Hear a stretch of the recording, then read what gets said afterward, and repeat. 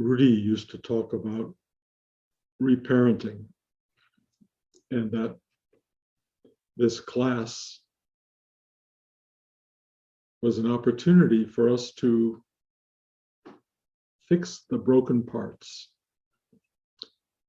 to make whole what was left unwhole,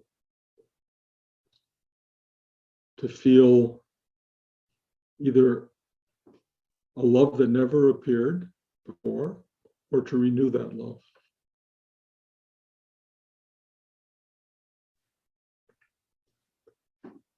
But in order to experience that,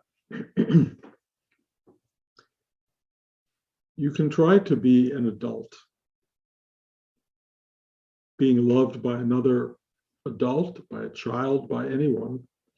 And it has a kind of warming aspect, especially if you care about the person.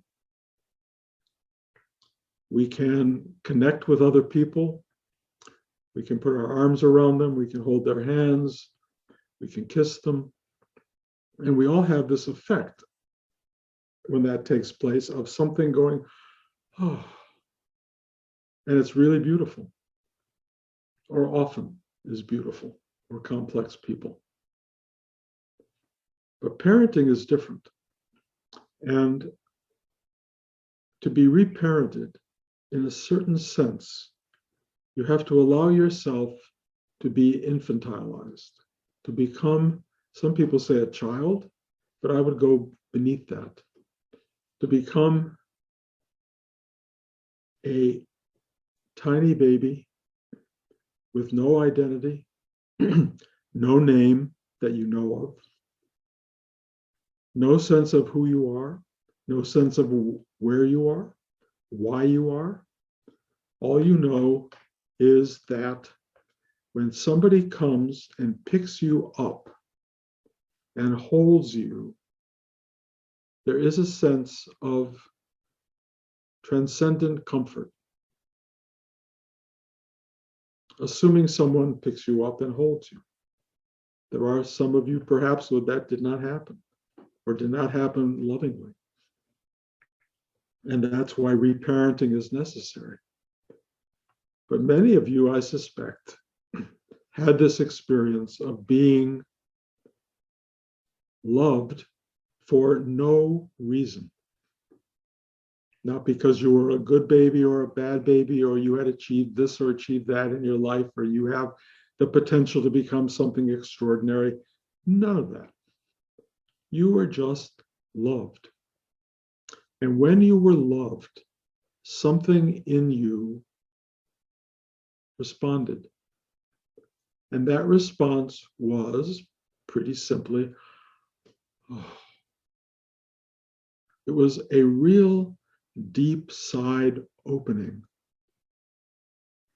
Now, if you were really hungry at the time, just being held wasn't quite enough, because you wanted to be fed. If you were hurting, you wanted to be soothed. There were certain wishes. They were not cognitive wishes. They were not in your mind yet.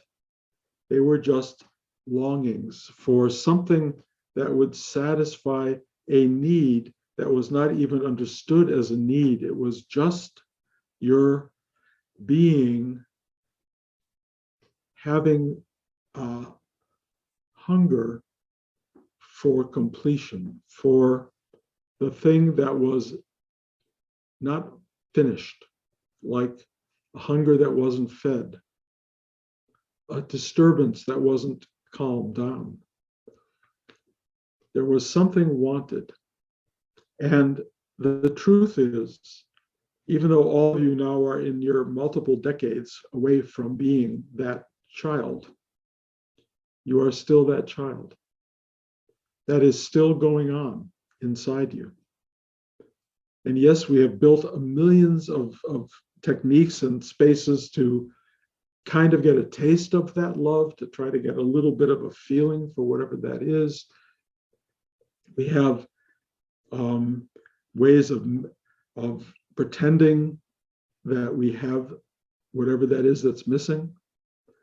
But the remarkable thing about this particular practice is this idea of Shaktipat, this idea of energy coming to you from a source outside you who is not loving you as a baby, who is not loving you as a person, who is not loving you as an accomplished person or a failed person. This love just starts to come through.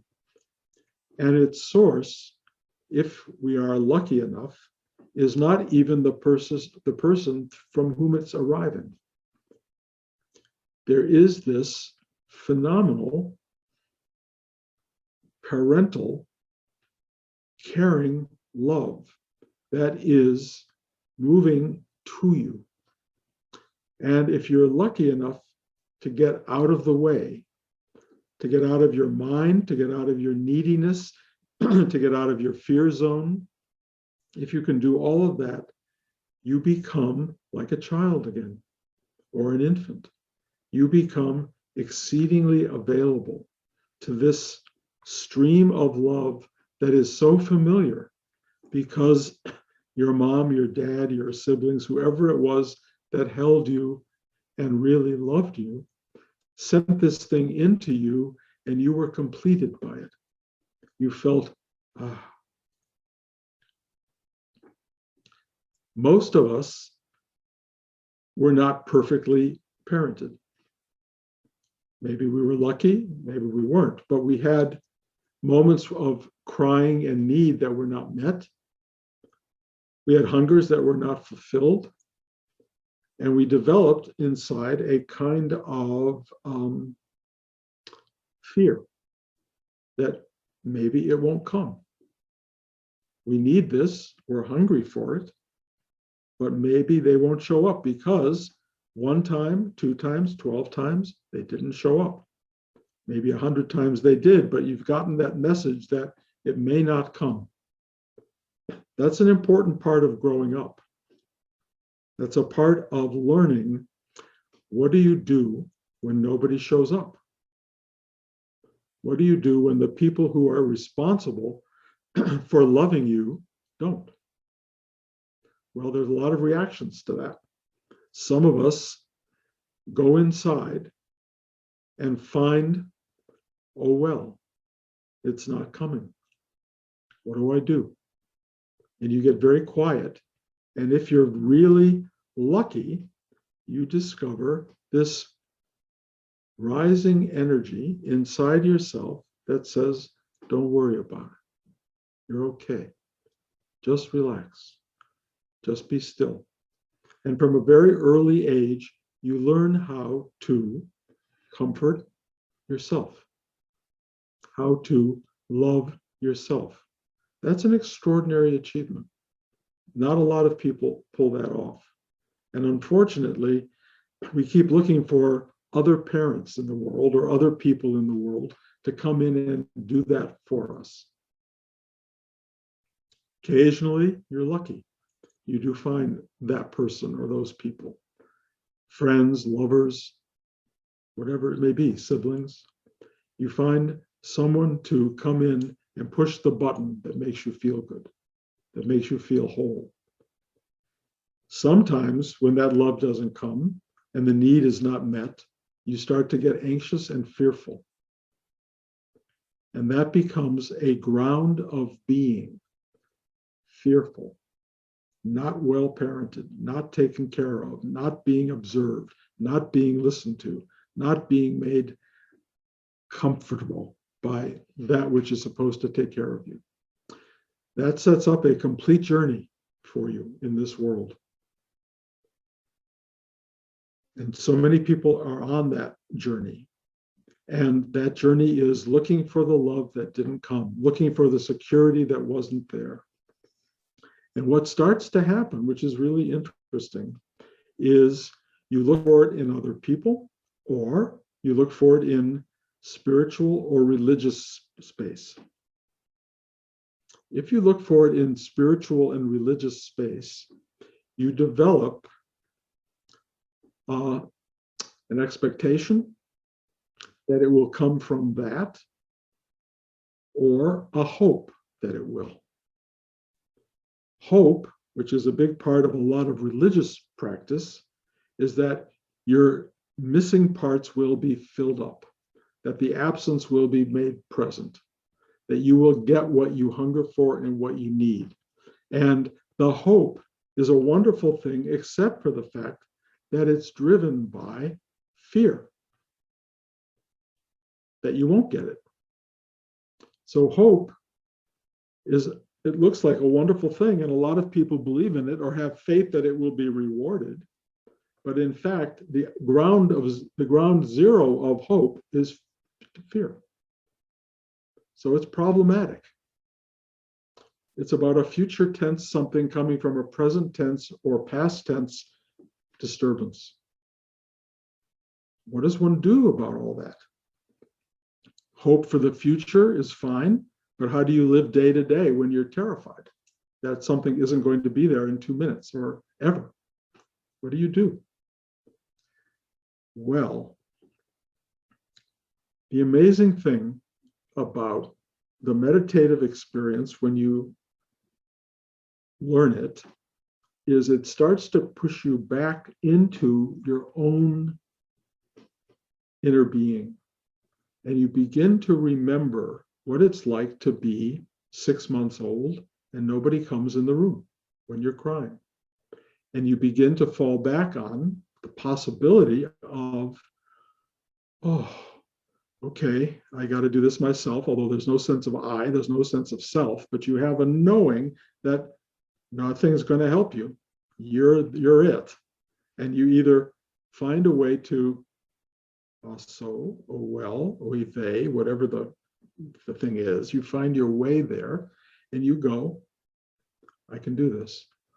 Or you find your way to horrible stress and anxiety and looking elsewhere and looking everywhere to be distracted from this underlying terror that things are not well, are not getting well, are not going to be made well. But if you find, as I did, and as you guys have in a way, the right meditation teacher, their job is to help you in that space where you don't know what to do, where the oh well doesn't occur. And the great thing about someone like Rudy, for me, was this experience of Shaktipat. And what that really means is this flow of parental, if you want to call it that, love. You can also call it something bigger than parental love. You can call it source love or God's love or the love of awareness and being and consciousness that's coming through this physical space and persona and for some reason going into you. And the teaching is really pretty simple. Ask for it to come and open to it and allow it to enter. Some people don't trust the lack of parental love. Some people don't trust the idea of being reparented. But if you can start to dig in deeply enough and go, okay, I'll give it a shot, or I do trust this. Someone like a Rudy somehow channeled this source, love, comfort, well-being, and was able to send it into people. It's a little bit like someone you hardly know picking you up in the cradle and hugging you and going, oh. It's the nurse maybe when you're in the crib in the hospital. It could be your grandparent. It could be the neighbor next door going, and you go, oh, but this is somebody, in Rudy's case, who is attuned, I don't know how or why, to this source parental energy, and it comes through this person. And if you are open into you and you start to feel, the same thing you felt when you were 6 months old. And it is shocking because there's so much resistance to that and so much disbelief that it will happen and so much fear that it may not be real or it may be possessive or it may have ulterior motive or whatever your thing is. Most people do not know how to open to source love. But if you can trust it and ask for help and take a breath and open inside and sit still and allow it to enter, oh my God, there it is. That feeling, so familiar, so exquisite, so beautiful. You are loved, and you are not loved because of what you've done, who you are, what your life has been, what all the stuff that your journey has represented. You're just loved at the core. Your 2-month-old self is just loved. You don't have to earn it. You don't have to do anything. Just be. And the incredible thing about meditative life, spiritual practice, the transmission of Shaktipat, is it doesn't care about your life. It does not judge you at all. It's like picking up an infant and going, you are the cutest thing I've ever seen in my life. Oh my God, you are so wonderful. You are so sweet. That's all it is. Oh, and you're going inside. You're not going, oh, they love me. This is wonderful. I got it. You don't even know who you are. But you feel this thing of, oh, I am held, I am cared for, I am comforted, I am loved. And there is a sense of profound, profound gratitude. This is what infants feel. This is what adults feel when this love comes in. And this love is source love. Now, I say source because I don't understand it.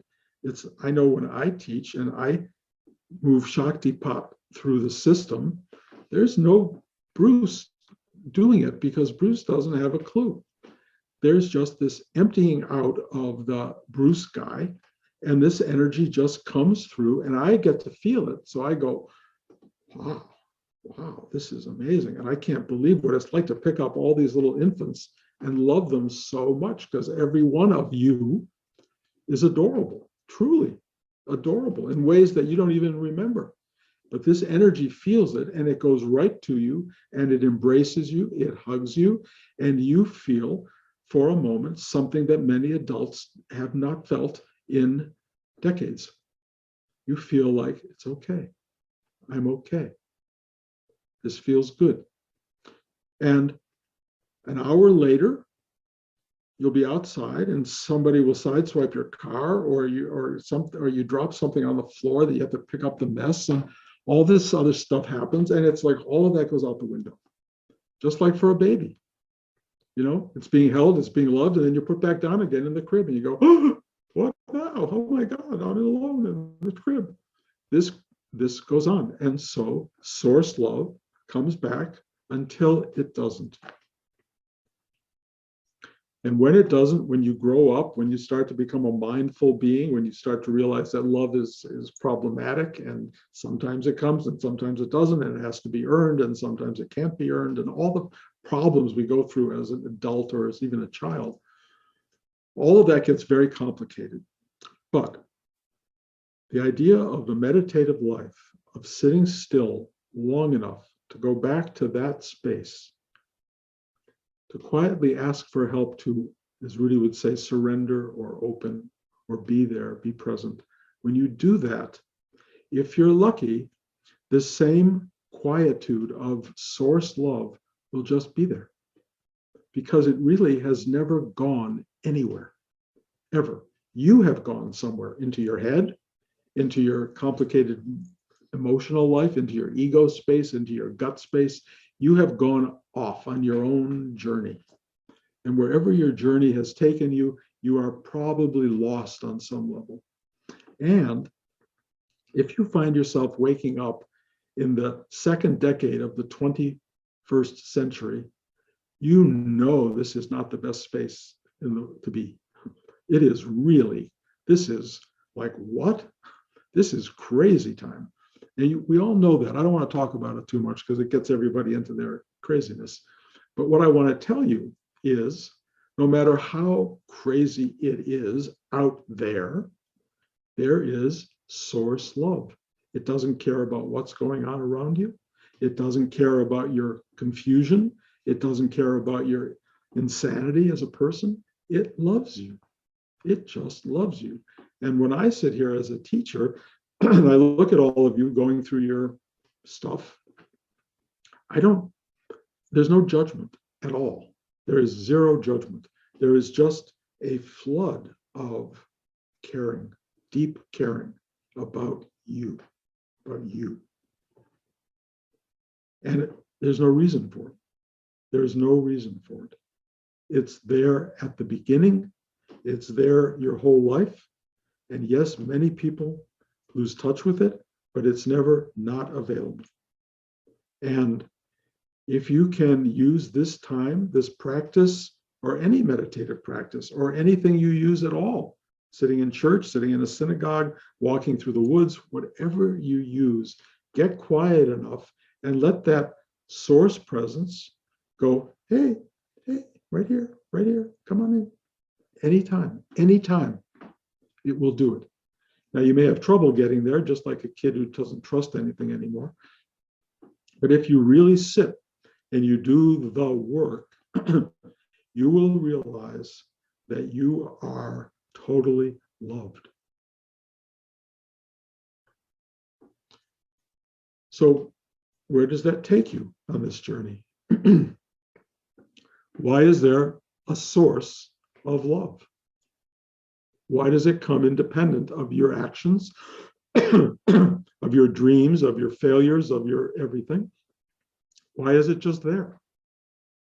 You know, people can give you lots of answers. I don't have them. But I do know two things. When I sit there quietly, it comes. It opens. Because Rudy reparented me and allowed me to see it. And I don't know how I learned to become a conduit for that. I don't take any pride or ownership of it because I'm being used in a way by something, but this something loves you, and it pours down and around through the chakras and up and out, and it goes into you.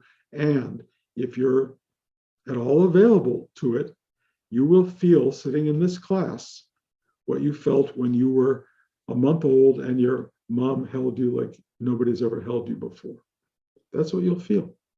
It's available to you. You have to give up being an adult for a moment. You have to give up your life story. You've got to give up all the problems that you've got and the madness of the world around you. You just have to put that aside and just be open and willing to be loved. My guess is, my supposition is, since I call this source energy, that it was there at the beginning, probably if you're lucky, at the inseminational moment, and I'm going to project at the very end. Maybe at the very end of the physical, maybe beyond. I don't know. But why not? And even if it's not, who knows what gets carried over beyond this amazing experience of manifested being. While you're here, avail yourself of this love. Don't walk around feeling beat up. Don't walk around feeling, why me, God? Don't look at the world and say, oh my God, I don't want to be here. Babies don't do that. They don't do that. They just sit there, lie there, waiting to be picked up and loved. And then they are, and they go, you're no different. You are no different. Even though you're 40, 50, 60, 70, whatever years old, 80, George, I mean, we're still that thing. And if you can reconnect with that, which is what this work does, which is what this practice does for whatever reason, who knows how it came into our lives, but say thank you on occasion. That gift is the road to the infinite reality of your being, that somehow or another, you are being reparented, you are being returned to source, and that source embraces you and loves you in a way that is unimaginable to some people, and a great source of joy and gratitude to others. So do your best on your own to find this space.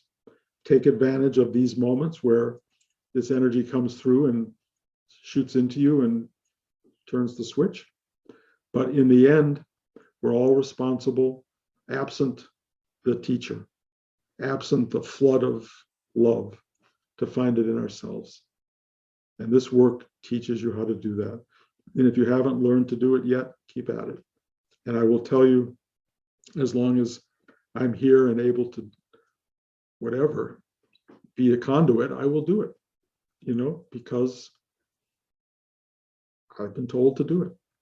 And, it's like the nurse in the nursery, she's getting paid, but she picks you up and most of the time they hug you and you go, you don't know. You feel like I'm hugged, I'm loved. And it's so wonderful. And that's really what's going on here. So use your meditation to keep you grounded, to keep you comfortable, to keep you happy, if you will, during the chaos of what may be arriving in our lives. I'm not trying to push the future at us, but I'm just trying to tell you, whatever arises, you can be a child of great joy and comfort to yourself and to everyone around you. To everyone around you. You can hug them and love them directly, indirectly. Just feel this moving from you into another person, even if they're not there. It will work. It's magical in that regard. And love, care, compassion is at the very source and center of our own being. We can give it and we can receive it and we can open to it in ourselves. That's what this is about. That's the meditation. I hope and pray that you are all feeling the reception of this and that you know that you are cared for in profound and real ways. Amen.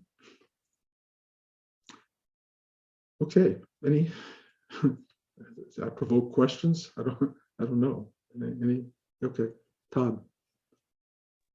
Yeah, thank you, first of all, for that, Bruce. That's been my experience of this sort of grand mothering and fathering energy in return to something where I don't need anything. I have everything and more.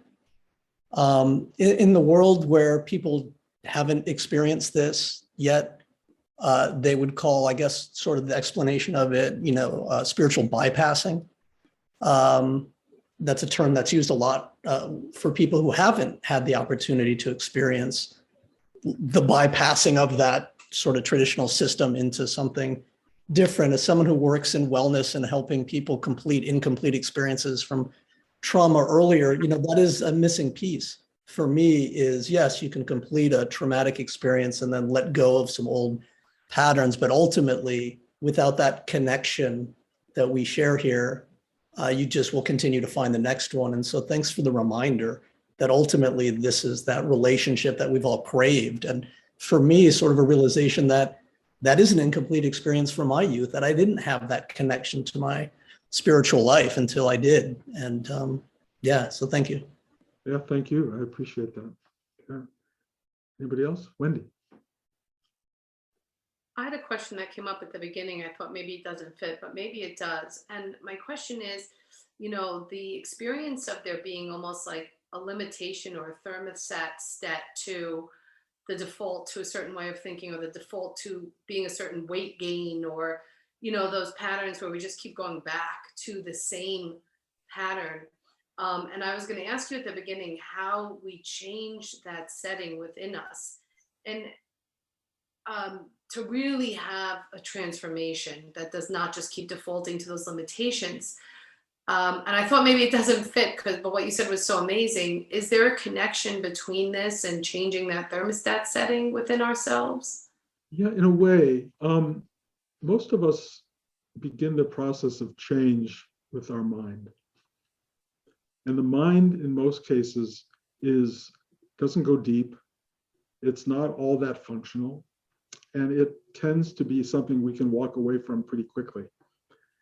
The idea of expanded mind allows you to have more perspective, more clarity, and a greater sense of your own sort of commitment to what you're saying. getting deeper into your heart chakra, but if you can actually move into your heart, these choices start to happen not with your mind, but in the heart, which is a deeper commitment to something. And you go, not that I want this, I need this, or I feel this. If you get it into your gut, it becomes actionable, and you actually start to change. I mean, it's getting you to the gym. I want to go to the gym. I wish I could go to the gym. I need to go to the gym. Suddenly, you're going to the gym, but you got to get it down to your gut level, and you've got to make that commitment. If you don't do that, yeah, then it's just playing in your head. And Rudy said repeatedly, the mind is the slayer of the soul, meaning you can have all these great intentions and all these great needs and desires, but if your mind gets in the way and goes, well, maybe I can go tomorrow, you know, or I got to go get gas for the car and I don't have time, or whatever your thing is that the mind plays at you, yeah, it gets in the way and you don't do the change. Real change is an acknowledgement. It can happen in the mind, a feeling that it's really important to do it, and then it's essential to do it. And when you get to the essential, usually people act, or they go back into their mind and explain it away. And that's that. You know, most people are so dysfunctional in life. And I'm definitely, I don't put myself separate from that. But what I have learned in life is, interestingly enough, for me, I used to eat too much. I can't do it anymore. I really wanted sugar. Now my body punishes me for sugar. And I find I'm satisfied with a half to a third of what I would normally eat. So I'm starting to lose weight, not because I made a mental choice, but because the world said, this is something you have to do. And I don't even take ownership, because I'm going, I'm done. I'm finished with dinner. And Blanche will look at me like, but you didn't eat hardly anything. I go, what can I say?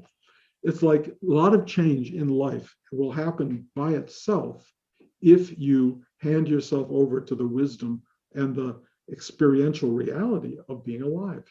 It will get in there. It will say, you're too fat, you're too heavy, you're too slow, you're too whatever. And it will know that, and it will make a change. It will start to happen because you're being guided into it, not being responsible for it. The universe is very, very involved in our being, but most of us, we just push it out. Like, well, it's that. And we have the power to do that, which is amazing, but it's not always a good choice. So I would say, find the depth of the need for whatever it is you're trying to change, and go there as much as you can and watch what happens. It's amazing. Perhaps the reparenting is an essential piece in going to a different depth and being connected there with a little more directness or ease, if you would, is what it sounds like. Yeah, I mean, I had really good parents, particularly good mothering, and my mom supported all of my goals. She just went there and she hugged me and said, "Go for it. Yeah, do it. Yeah." And she was like, she made it possible in a way. And so I didn't need as much reparenting as I'm maybe more my dad's side of the equation, but my mother knew how to do it. Maybe that's why I was able to open to Rudy so quickly, because I just felt the mothering of that, But we all have come at it differently. We all have to figure out our own confusion in that, and hopefully, in the end, we we become whole. We become, and whole meaning what you were when you were born. This little tiny nothing that is everything. Everything's in it. And people love it, even though they don't. They gave it a name, but they love it, and that's like, why? When I met my kids, they were like a second old. I was so in love, I never felt love like that. I didn't know who they were, what they were going to be, or I had no idea. And that love has never gone away. Even though they have not always taken it as well as I would like them to, I cannot do anything but feel it. It's just always there. So reparenting is it's also a little bit involved in continuous parenting, but it's not hands-on. It's this holding of the invisible. And much of the teaching, the Shaktipat, is the same thing. It's holding the invisible. It's giving something invisible, but it's real. It's powerful. I love you. I love you. And that energy just really just surges through. I'm like, oh, wow, that's amazing. I can't explain it, but I know it's real. Thank you so much, Bruce. Sure. Again, Yeah, Bruce, two questions. One is, how are you doing in post-surgery, and how are you feeling? And you're pain-free, or more or less, or whatever. And the second one, is it possible, or I guess I kind of believe that those things that where we do fall down, that we overeat, or we are where we are, and is that the teaching is what we need to learn in whatever thing that we stumble on? well, let me answer that part. There's a reason we overeat. There's a reason we get out of whack on some level. There are choices that are being made that are trying to compensate for things that are missing usually. Food for me, for many years, was my security blanket. If anything was wrong, ice cream. I always, in my old talks, I always talked about the only reason I'm on this planet is ice cream. I mean, I love it. I can't eat ice cream anymore. And I'm finally at a place where I get that. And it's taken years and years. So the journey through life is to get to the point of learning through your own actions what serves you and what doesn't serve you. And the parenting that comes from ice cream is not the same as the parenting that comes from Shakti Pot or from your parent. It just isn't. Or if you just go deeply inside, which I have to do now when I can't have sugar, is find the sweetness that I'm looking for. And now, I'm almost 80 years old and I'm going, I'm being deprived of all this stuff, but that thing is there. It's inside, it's there. I don't need it the way I did.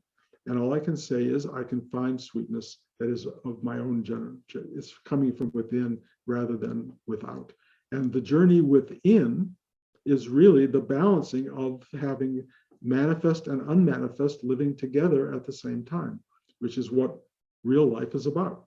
Most people live totally in the manifest. They have no idea of the unmanifest, and being introduced to that on their deathbed is like shock, beyond shock.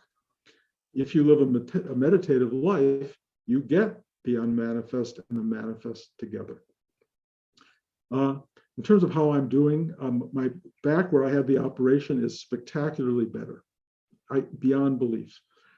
This unbelievably strange pain in my neck and shoulder, which I don't understand. I'm addressing with some help from a physical therapist, and I'm learning, as I've said week by week, the power of pain to instruct us. Not that I understand the lessons, but it does open us up. I don't know why. Pain is an unbelievable teacher, and a lot of people go through it. So, if you can learn not to take it personally, to understand that it's part of the genome of the biology of being human, you learn from it. And, I hope maybe by my being honest about it, someday in the future, when you guys or my grandchildren start to experience it and they can come back to these talks and go, maybe it does break you open. Maybe it does deliver something. That would be a good thing to share. But it's not, I don't think it's punishment. It just doesn't feel like that. Some days you feel like, oh, why? But then, I don't know. I look at my wife and I take her hand and I'm loving her so much and I'm going to go for the good stuff. And that's what I'm learning from pain. So that's it. Anybody else? Everybody's checking out. Bruce, I Yes. have a question. I had a meditation last night where I was opening, and I really went to this really deep place of opening, and it was kind of shocking. It was like touching some stuff that I'd had in a closet pushed down for like a long time, and it was hard to stay present with it for a while. There's a sense of like almost I don't know, like sprinting or whatever. Like, okay, I'll keep this up as long as I can.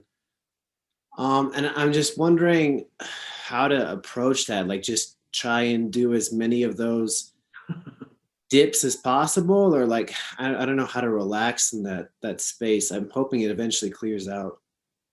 Well, it will.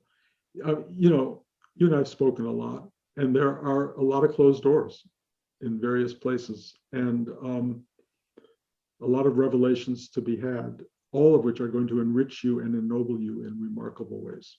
That's all I can tell you. Everything that's hidden is hidden for a reason. Everything that comes up will be a revelation in a way that is astounding. And you will, in time, over time, learn how to make this vastness of what you are manageable and possible in the world. And I know it's going to happen because I know you, and there will be stuff discovered that will be beyond understanding or comprehension or even knowing what to do with it. Just show up, and after a while, it will tell you how to move forward. But do not fear, because nothing that's going to be revealed to you is anything but a gift. Thank you. You're welcome. Is that it? Okay. Thank you guys for showing up. Every time I'm so grateful to have this opportunity to be with you. I love you guys so much. And I know I started talking last time about changing the time of class. That's not exactly relevant right now, I don't think. So let's put that in the background. And thank you for being here today, and I'll be back in 2 weeks.